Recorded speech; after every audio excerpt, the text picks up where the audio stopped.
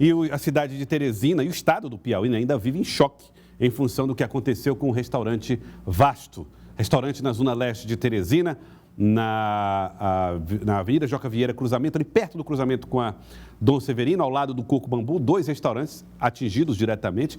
O Vasto desapareceu, foi uma explosão que realmente acabou com toda a estrutura do restaurante. A Gorete Santos está ao vivo e traz detalhes aqui para nós, porque o trabalho de investigação começou. E é um trabalho muito meticuloso, muito cheio de atenção e de cuidados e sem muita pressa, né, Gorete Santos? Afinal de contas, não existe riscos de vida, não existe mais nada que possa ser tão comprometedor. Agora é importante buscar a verdade dos fatos. Gorete, uma ótima tarde para você. Boa tarde novamente, Gelson, a você e a todos. Exatamente, né? Mas os empresários, eles têm pressa para voltar à normalidade. Se a gente for levar em consideração tudo que ocorreu aqui, embora não haja nenhuma vítima fatal, felizmente foi no horário em que não havia movimentação, somente os vigilantes, né? Um deles ficou ferido, ainda está no hospital de urgência de Teresina, né? Com quase 60% do corpo com queimaduras, mas quantas pessoas estão sem trabalho, né? E tantos outros empresários também que tiveram seus estabelecimentos afetados, por isso estão fechados ou alguns funcionando de forma parcial. Na manhã de hoje a gente esteve aqui no entorno, né, conversando com alguns desses empresários que trazem essa pressa em voltar à normalidade.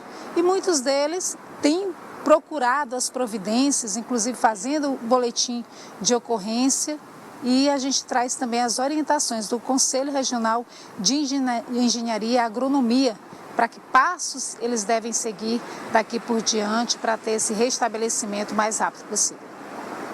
O atendimento nesse salão de beleza ainda ocorria de forma improvisada na manhã de hoje. O estabelecimento fica quase em frente ao restaurante Vasto. O impacto da explosão destruiu a porta de vidro. Parte do forro desabou. Portais de madeira racharam. E os suportes das cortinas também foram sacados da parede. Amparo já está procurando reparar o que foi danificado. A gente está com a esperança que diz que o pessoal aí vai agilizar a situação, né? Para isso a gente tem que ter nota de tudo que for gasto. Aí até então a gente sabe assim, que vai ser feito desse jeito, né? A pressa maior era por fornecimento de energia elétrica, interrompido logo depois do acidente. A questão dos salões, do salão que não tem energia, né? E a gente precisa trabalhar 3 dias ainda de produção, gente. É quinta, que é hoje, né? Sexta e no sábado. Nossa clientela, graças a Deus, é muito grande. Então, a gente está esperando que eles resolvam esse nosso problema, né, o mais rápido possível. Por volta das 11 horas da manhã, uma equipe da Equatorial trabalhava para restabelecer a energia. A Defesa Civil Municipal esteve ontem fazendo uma vistoria em vários imóveis e descartou o risco de colapso na estrutura desses estabelecimentos. Depois disso, pelo menos 9 empresários registraram boletins de ocorrência no 12º Distrito Policial. É a primeira providência a ser adotada para garantir o ressarcimento pelos danos sofridos. O CREA, Conselho Regional de Engenharia e Agronomia, também esteve no local. O Conselho acompanha o trabalho da perícia para apurar as causas da explosão, mas não é responsável por inspeção nos imóveis afetados. Porém, para os proprietários ainda em dúvida em relação à segurança dos estabelecimentos, a recomendação é procurar profissionais da engenharia para uma avaliação aprofundada. Nós temos associações aqui no CREA que podem ser procuradas, né? Nós temos a ABENC, que é a Associação Brasileira de Engenheiros Civis, temos a Associação de Engenheiros de Segurança do Trabalho, a PIEST, temos o IBAP, que é o Instituto Brasileiro de Avaliações e Perícias do Piauí, né? A Unidade Piauí. Então aqui temos algumas associações que podem ser procuradas, mas também temos profissionais e empresas aqui em Teresina que são especializados em fazer esse tipo de análise, né? Em elaborar laudos de inspeção predial. Os efeitos da explosão foram tão fortes que atingiu imóveis a mais de 300 metros de distância.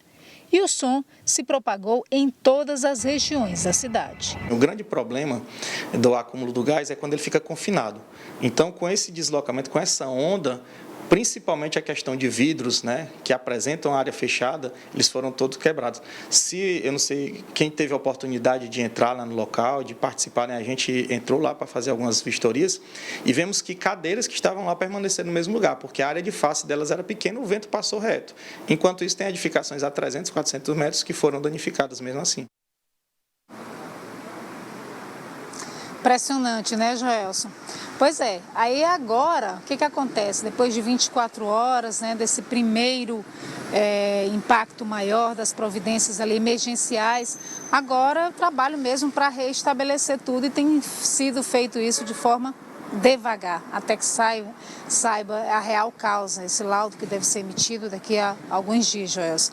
Aí aqui em frente aos restaurantes, né, tanto Coco Bambu como Vasto, o que a gente observa nesse momento é só o trabalho mesmo dos operários que estão terminando de montar essa estrutura metálica para fechar o local, né, para deixar reservado todo esse espaço para que se possa daqui por diante trabalhar de uma forma mais tranquila quando de fato for tudo reestruturado. Imagina-se que primeiro haja uma demolição total para se reestruturar tudo isso, Joelson. E fora os 2 restaurantes, os outros estabelecimentos também que foram afetados, como a gente falava lá no início, né? Primeira questão da energia elétrica que foi restabelecida, já a gente confirmou isso agora há pouco, já está funcionando normalmente o fornecimento de energia elétrica aqui no local, mas muitos imóveis foram sim danificados, alguns em menor grau, outros de uma forma que impossibilitou o funcionamento. É exemplo dessa galeria que você vê aí na imagem, onde havia lojas, uma escola também, cursos que estavam sendo ministrados, né, e outros estabelecimentos de prestação de serviço, completamente paralisada em função dos efeitos dessa forte explosão. Joelson. Tá certo, Gorete. Obrigado pelas informações ao vivo. Gorete Santos trazendo detalhes. O local já protegido ali por tapumes. A gente já vê os trabalhadores colocando os tapumes de proteção da obra de recuperação dos estabelecimentos. Obrigado, Gorete. E como é que funciona essa investigação? Como é que funciona o trabalho que é feito pelo Corpo de Bombeiros, que é feito pelos especialistas, pelos peritos nessa área de incêndios? Para falar mais sobre o assunto, nós estamos aqui ao lado do Coronel José Veloso, ele que é do Corpo de Bombeiros e vai conversar com a gente a partir de agora. Coronel, boa tarde, obrigado por aceitar aqui o nosso convite. Boa tarde a todos. Bom, Coronel, vamos então explicar um pouco para os nossos telespectadores como é que funciona esse levantamento. Hoje vocês já consideram que reuniram uma quantidade de informações importantes para o início de um trabalho de investigação? Bem, na verdade, esse trabalho de investigação própria do Corpo de Bombeiros, a gente chama de investigação de incêndio, a gente vai partindo de alguns elementos que são identificados e algumas até pesquisas de laboratório para detectar qual foi vamos dizer assim, a causa desse acidente, se foi um acidente, se foi criminoso, e para alimentar o nosso sistema. A gente chama de ciclo do bombeiro. Esse ciclo nós trabalhamos, tem o incêndio, nós trabalhamos com a regulamentação, a normatização, a fiscalização, que é para justamente identificar, para evitar que esses fatos venham a acontecer ou que em acontecendo a gente tenha o mínimo de dano possível. É possível, olhando para imagens, eu vou até pedir para a nossa equipe aí da Switcher, ver se a gente consegue colocar imagens daí dos destroços. Por exemplo, olhando para essa imagem aérea, é possível olhar e ver, por exemplo, onde é que começa a explosão? Qual é o ponto? Imagens como essa costumam ajudar perícias? Sim, a gente percebe, a imagem aérea, ela identifica exatamente o rastro por onde aconteceu. Claro que essa imagem, vamos dizer assim, é muito ampla, e isso dá também uma noção para o perito identificar, vamos dizer assim, qual teria sido o que causou isso aí. Mas identificar, isso é um trabalho de formiguinha, no caso, a gente precisa identificar vamos dizer assim, cada ponto, porque há vários fatores que podem ocasionar. Sim. No caso aí, a gente teve o efeito, que foi essa explosão. Tá. Então, o que vocês identificam por imagens assim, no máximo, por onde se propagou a energia da explosão? Isso. Aí eu identifico nesse caminho o que foi que deu origem a essa explosão, no caso aí. vamos dizer assim, como foi muito amplo, veja que as imagens, o potencial, a amplitude desse acidente foi uma coisa assim extremamente danosa. Ela é muito dispersa, mas ela deixou um rastro e os peritos estão justamente atrás desse caminho. Nós tivemos projeção de blocos de cimento, de alvenaria, de concreto que atravessaram aquela rua. Enfim, a energia que foi gerada ali foi uma energia muito grande e isso tudo são elementos que vão ser consolidados, analisados pelos peritos para... Essa perícia foi uma designação do comandante, já que o Corpo de Bombeiros, inclusive, quando há uma demanda de perícia, é uma perícia que é paga, é uma perícia administrativa. Certo. Vamos dar uma pausa nessa... É possível congelar essa imagem, um pouco mais, vamos dizer, frontal, né? Voltar um pouquinho, para a gente tentar pegar ali essa imagem, né, do alto e tentar, de maneira ali mais ou menos frontal, a gente saber qual é o local, olhando para esse local, para o local onde aconteceu a explosão, se é possível saber, né, com a ajuda do... Aí, ó, não seria bem essa, aquela mesma imagem anterior que estava no ar. Mas assim, é possível olhar para lá e dizer... Aí, essa daí. É possível dizer que o local onde a explosão começa é justamente o centro dos escombros, por exemplo?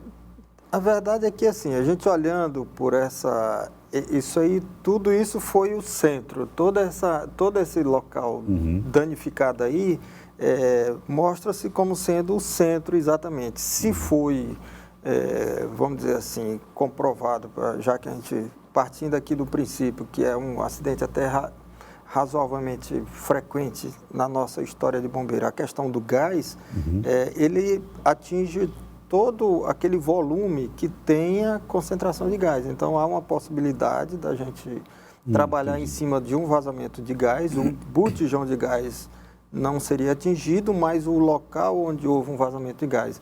Quando eu tenho uma explosão, vamos dizer assim, causado por algum material do tipo criminoso, vamos dizer assim, sem ser o gás, ele fica um pouco mais concentrado, eu teria uma concentração maior. Nesse caso aí, nós temos...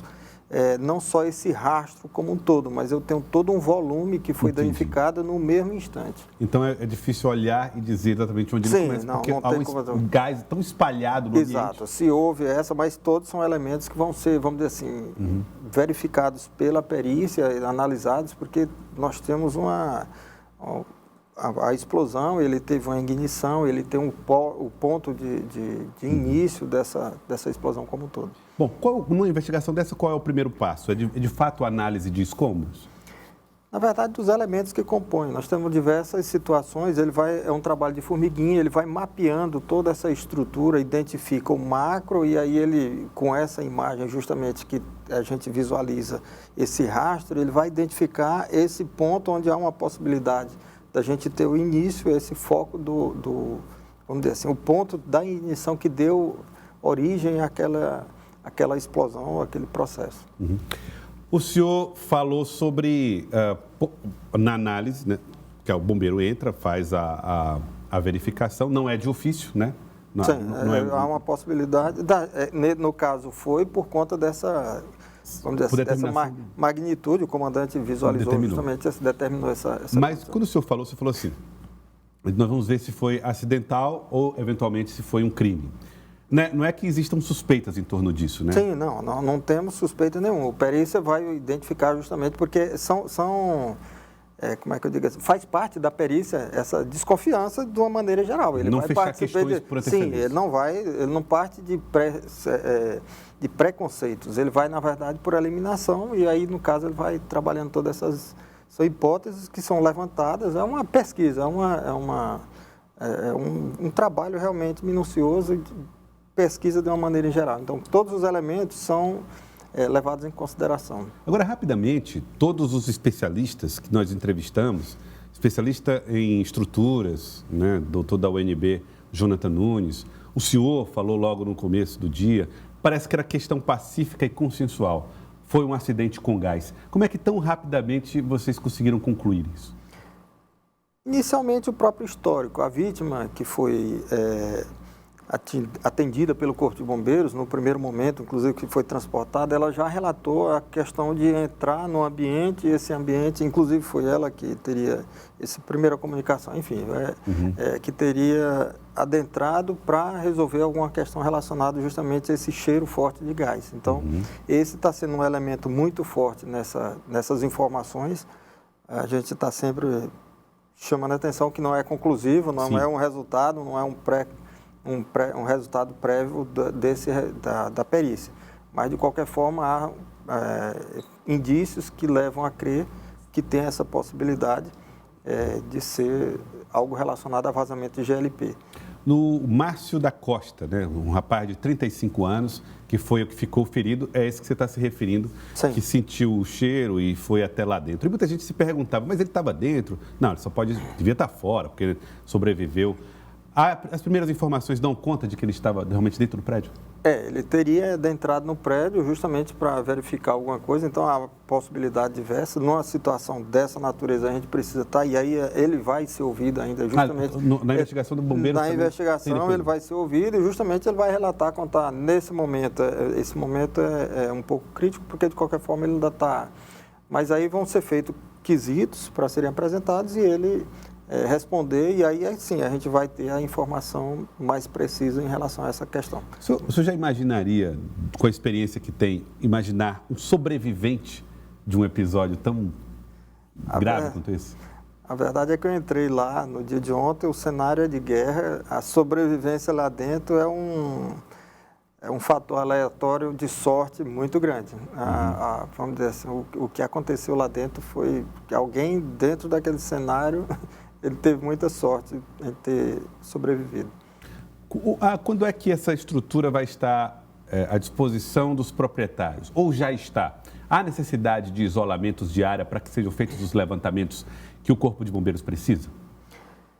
Veja só, na verdade nós estamos fazendo esse levantamento, a Polícia Civil também, a perícia criminal está fazendo um levantamento, são levantamentos que se comunicam, mas são paralelos, eles não têm nenhuma... vinculação, vamos dizer assim, entre si.